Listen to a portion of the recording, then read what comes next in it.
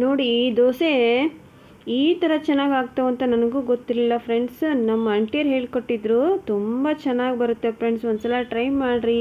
Hi ಎಲ್ಲರಿಗೂ ನಮಸ್ಕಾರ, ಹೇಗಿದ್ದೀರಿ? ಚೆನ್ನಾಗಿದ್ದೀರಾ? ನಾನು ಕೂಡ ಚೆನ್ನಾಗಿದ್ದೀನಿ, ನೀವು ಕೂಡ ಚೆನ್ನಾಗಿದ್ದೀರಾ ಅಂತ ತಿಳ್ಕೊಂಡಿದ್ದೀನಿ. ಬನ್ನಿ ಫ್ರೆಂಡ್ಸ್, ಇವತ್ತು ನಾನು ನಿಮಗೆ ಸಿಂಪಲ್ಲಾಗಿ ರವೆ ದೋಸೆ ಮಾಡೋದು ಹೇಗೆ ಅಂತ ಹೇಳ್ಕೊಡ್ತಾ ಇದ್ದೀನಿ. ಬನ್ನಿ, ಅದಕ್ಕೆ ಏನೇನು ಬೇಕು ಅಂತ ಪಟ್ ಅಂತ ಹೇಳ್ಕೊಡ್ತೀನಿ. ನೋಡಿ ಇಲ್ಲಿ ನೋಡಿ, ಸ್ವಲ್ಪ ಅನ್ನ ತೊಗೊಂಡಿದ್ದೀನಿ ಫ್ರೆಂಡ್ಸ್, ಒಂದು ಸ್ವಲ್ಪ ಅವಲಕ್ಕಿ ತೊಗೊಂಡಿದ್ದೀನಿ. ನೋಡಿ ಅನ್ನ ಮತ್ತು ಅವಲಕ್ಕಿ ಸ್ವಲ್ಪ ತೊಗೊಳ್ಳಿ. ಅನ್ನ ಅಂದರೆ ನೀವು ಬೆಳಗ್ಗೆ ಮಾಡ್ತಿರಲ್ಲ, ರಾತ್ರಿ ಏನಾದರೂ ಮಿಕ್ಕಿದ್ದಿದ್ರೆ ಅದನ್ನೇ ಸ್ವಲ್ಪ ನೀರಲ್ಲಿ ನೆನೆ ಇಡಿ. ಇಲ್ಲ ಅಂದರೆ ಸ್ವಲ್ಪ ಅನ್ನನ ಬಿಸಿ ಅನ್ನನ ಮಾಡಿ ಆದರೂ ಸ್ವಲ್ಪ ನೆನೆ ಇಟ್ಕೊಳ್ಳಿ. ಒಂದು ಸ್ವಲ್ಪ ಅನ್ನ, ಒಂದು ಸ್ವಲ್ಪ ಅವಲಕ್ಕಿ. ನೆಕ್ಸ್ಟ್ ಬಂದು ಇದಕ್ಕೆ ಚಿರೋಟಿ ರವೆ ಅಂತ ಹೇಳ್ತಾರಲ್ಲ, ಚಿರೋಟಿ ರವೆ ಅಂದರೆ ನೀವು ಉಂಡೆ ಕಟ್ತಿರಲ್ಲ, ರವೆ ಉಂಡೆ, ಆ ಥರ ರವೆ ತೊಗೋಬೇಕು.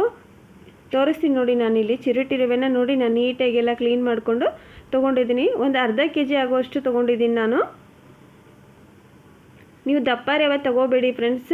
ಈ ಥರ ಚಿರೋಟಿ ರವೆ ಉಂಡೆ ಕಟ್ತಿರಲ್ಲ ನೀವು, ರವೆ ಉಂಡೆ ಕಟ್ಟೋಕೆ ಅಂತಲೇ ಇರುತ್ತಲ್ಲ.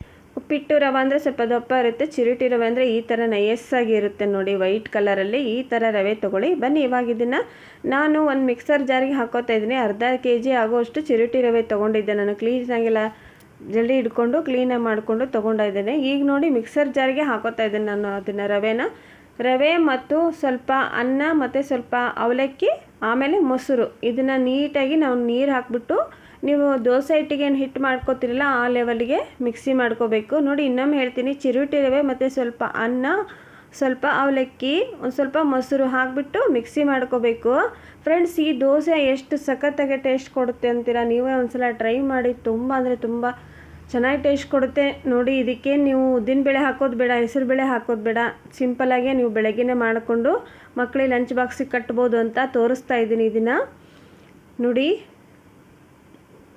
ಇವಾಗ ನಾನು ಇದನ್ನು ಮಿಕ್ಸಿ ಮಾಡ್ಕೊಂಬಂದು ತೋರಿಸ್ತೀನಿ ನಿಮಗೆ. ಚೆನ್ನಾಗಿ ಬರ್ತಾವೆ ಫ್ರೆಂಡ್ಸ್. ಇದು ನಾನು 2ನೇ ಸಲ ಇದು ಟ್ರೈ ಮಾಡ್ತಿರೋದು. ನೀವು ಟ್ರೈ ಮಾಡಿರಿ ಅಂತಂದು ತೋರ್ಸಾಕತ್ತೀನಿ ನಾನು. ಸಿಂಪಲ್ಲಾಗಿ ನಾವು ಮಾಡ್ಕೊಳ್ಳೋದು ಯಾವ ಥರ ಅಂತ ಹೇಳ್ಕೊಡ್ತಾ ಇದ್ದೀನಿ.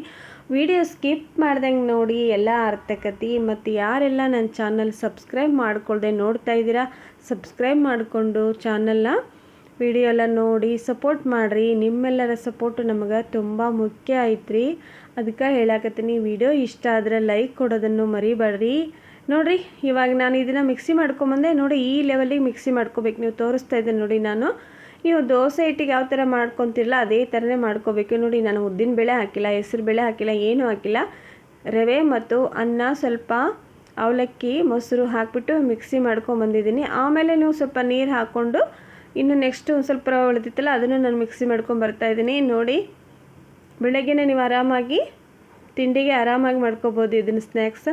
ಮತ್ತು ಇದು ರವೆ ದೋಸೆಗೆ ನೀವು ಕೆಂಪನ ಚಟ್ನಿನಾದರೂ ಮಾಡ್ಕೋಬೋದು, ಕೊಬ್ಬರಿ ಚಟ್ನಿನಾದರೂ ಮಾಡ್ಕೋಬೋದು. ಆಲೂಗಡ್ಡೆ ಪಲ್ಯ ಮತ್ತು ಕೆಂಪನ ಚಟ್ನಿ, ಕೊಬ್ಬರಿ ಚಟ್ನಿ ಮಾಡ್ಕೊಂಡು ತಿಂದ್ರೆ ಇನ್ನೂ ಸಖತ್ತಾಗೇ ಬರುತ್ತೆ ಇದು ನೋಡಿ. ಇವಾಗ ನಾನು ಇದನ್ನು ಕಲಿಸ್ಕೊತಾ ಇದ್ದೀನಿ. ಇದಕ್ಕೆ ಏನಿಲ್ಲರಿ, ಸ್ವಲ್ಪ ಉಪ್ಪು ಹಾಕ್ಬೇಕ್ರಿ, ಸ್ವಲ್ಪ ಅಡುಗೆ ಸೋಡಾ ಹಾಕಿಬಿಟ್ಟು ದೋಸೆ ಹಿಟ್ಟಿನ ಅದಕ್ಕೆ ಕಲಿಸ್ಕೋಬೇಕು ಅಷ್ಟೇ ನೋಡಿರಿ.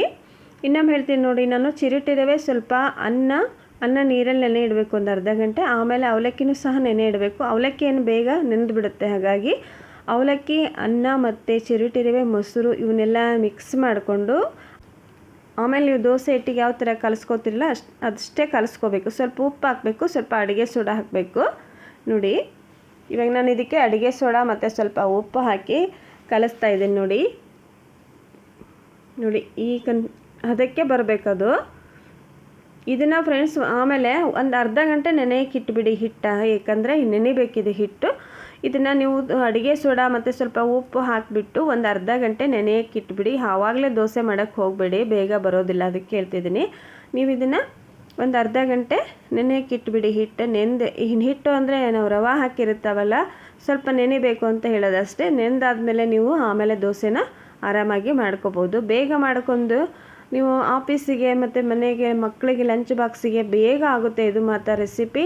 ನೀವು ಬೇಗ ಎದ್ದು ಒಂದು ಅರ್ಧ ಗಂಟೆ ಮುಂಚಿತವಾಗಿ ಮಿಕ್ಸಿ ಮಾಡಿ ನೆನೆಯಕ್ಕೆ ಇಟ್ಬಿಟ್ರೆ 1 ಗಂಟೆ ನೆನೆಸಿದ್ರೂ ಪರವಾಗಿಲ್ಲ. ಇದು ಹಿಟ್ಟು ಎಷ್ಟು ನೆನೀತೈತಲ್ಲ ಅಷ್ಟು ದೋಸೆ ಚೆನ್ನಾಗಿ ಬರ್ತವೆ. ಇದು ಸೆಟ್ ದೋಸೆ ಟೈಪ ಮಾಡ್ಕೋಬೋದು ನೋಡಿ. ನಾವು ಸೆಟ್ ದೋಸೆ ಮಾಡೇ ತೋರಿಸಿದ್ದೀನಿ ನಾನು. ಇದನ್ನೇನಿಲ್ಲ ಅಂದರೂ ನೀವು ಅರ್ಧ ಗಂಟೆ ನೆನೆಯಕ್ಕೆ ಇಟ್ಬಿಡಿ. ಆಮೇಲೆ ನೀವೇ ನೋಡ್ತೀರಾ, ಹೌದು ಅಕ್ಕ ಎಷ್ಟು ಚೆನ್ನಾಗಿ ಬಂದಿದೆ ದೋಸೆ ಅಂತ ನೀವೇ ನಂಗೆ ಕಮೆಂಟ್ ಬಾಕ್ಸಲ್ಲಿ ಹೇಳ್ತೀರಾ.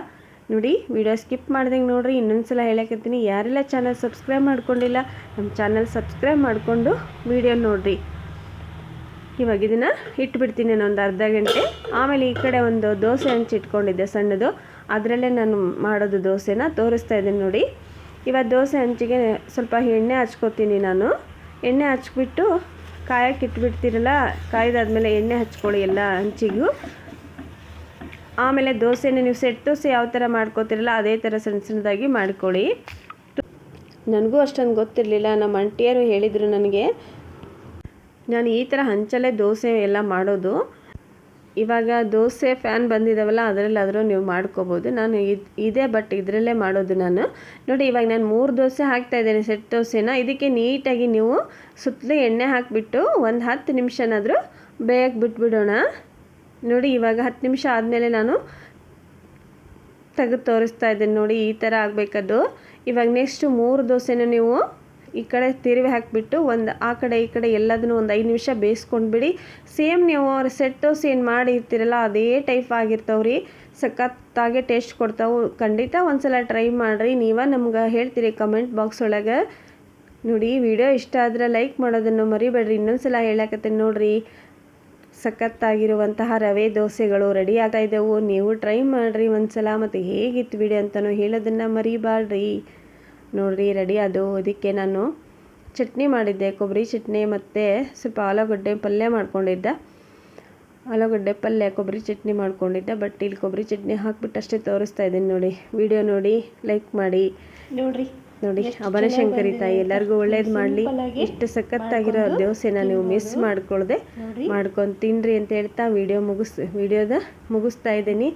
ಎಲ್ಲರೂ ವಿಡಿಯೋ ನೋಡಿ ಸಪೋರ್ಟ್ ಮಾಡಿರಿ. ಬನ್ನಿ ಮತ್ತು ದೋಸೆ ತಿನ್ನೋಣ. ಎಲ್ಲರಿಗೂ ತುಂಬು ಹೃದಯದ ಧನ್ಯವಾದಗಳು.